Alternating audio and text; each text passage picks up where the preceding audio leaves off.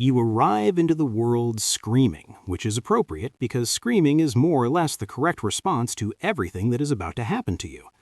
Depending on where exactly your mother chose to have you, and she didn't choose, nobody chooses anything here, you're either born in a cold stone castle, a leaky thatched hut, or directly in the mud. The odds heavily favor the mud. Welcome to Westeros. If you're lucky enough to be born a lord's son, congratulations! You have a name, a sigil, and a future.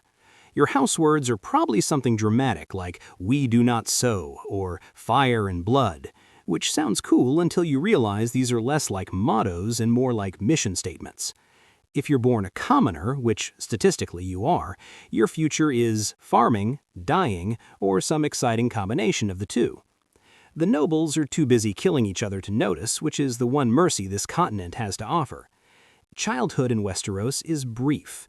Not philosophically brief, literally brief. You stop being a child the moment you're useful, which is somewhere around age 8. That's when the chores start in earnest. Hauling water, tending livestock, learning to sew if you're a girl or swing a practice sword if you're a boy. You're told this builds character. What it actually builds is calluses and a very early understanding that nobody is coming to save you. You do have one good thing going for you: summer. Westeros has seasons that last for years, sometimes decades, and if you're born into a long summer, the crops are good, the food is plentiful, and life has a warmth to it that almost tricks you into thinking this is a decent place to exist. People get married, harvests happen, there are festivals. There's a version of happiness available to you, fragile and temporary, and you should grip it as tightly as you can because somewhere up north, a wall of ice is doing something ominous and nobody wants to talk about it. Now that you're a teenager, it's time to figure out your place in the world. If your father is a lord, that means squiring for a night, training with a master-at-arms, and being sent to foster with another house as a political gesture, which is a polite way of saying you're a hostage. Don't feel bad, everyone does it. It's basically just medieval networking. If you're a commoner, you're already working full days by now. A good harvest means a full belly. A bad one means you watch your younger siblings go quiet in a way children shouldn't. In your mid-teens, you start hearing the rumors. Someone's been murdered somewhere important. A king is dead. A marriage has collapsed. 3 different men are claiming the throne is theirs by right, and each of them has an army to prove it. This happens roughly every 15 years. It will happen again before you're 40. The wars in Westeros don't have endings, they have pauses.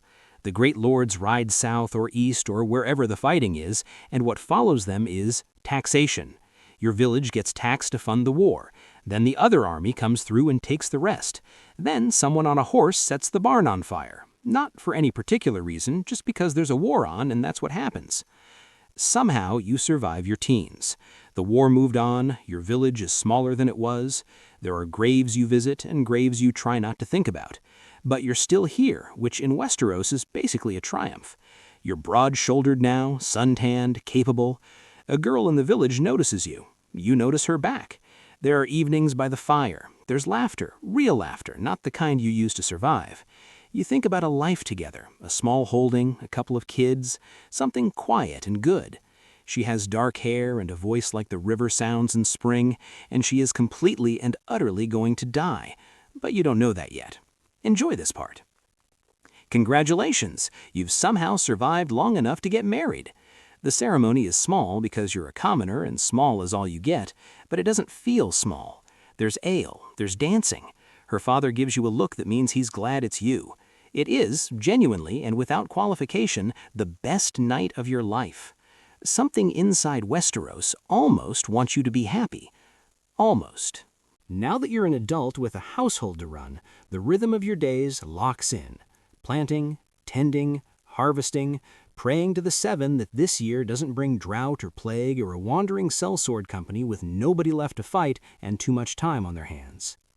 You have 2 children, a boy who looks like you and a girl who looks like her mother, which breaks your heart in the most wonderful possible way.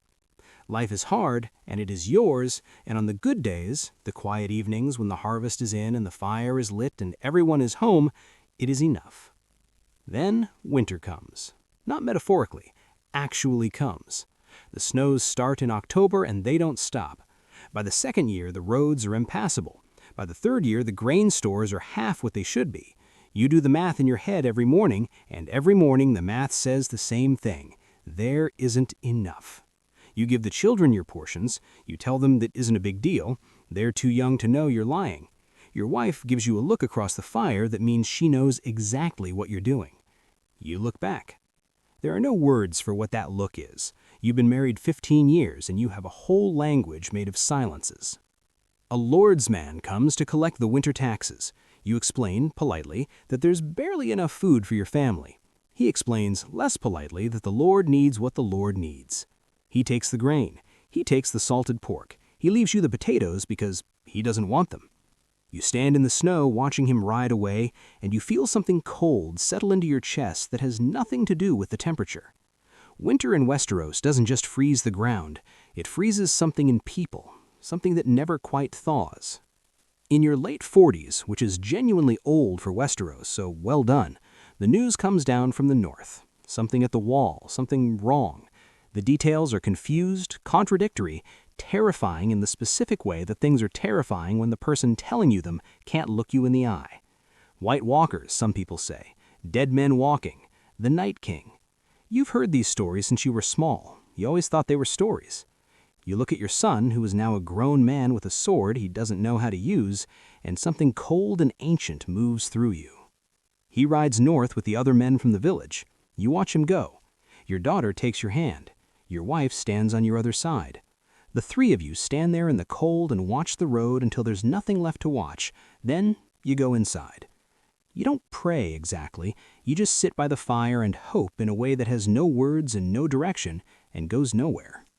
You're in your 50s, ancient by any standard this continent keeps, when it finally gets you. Not the dead, not a battle, a fever.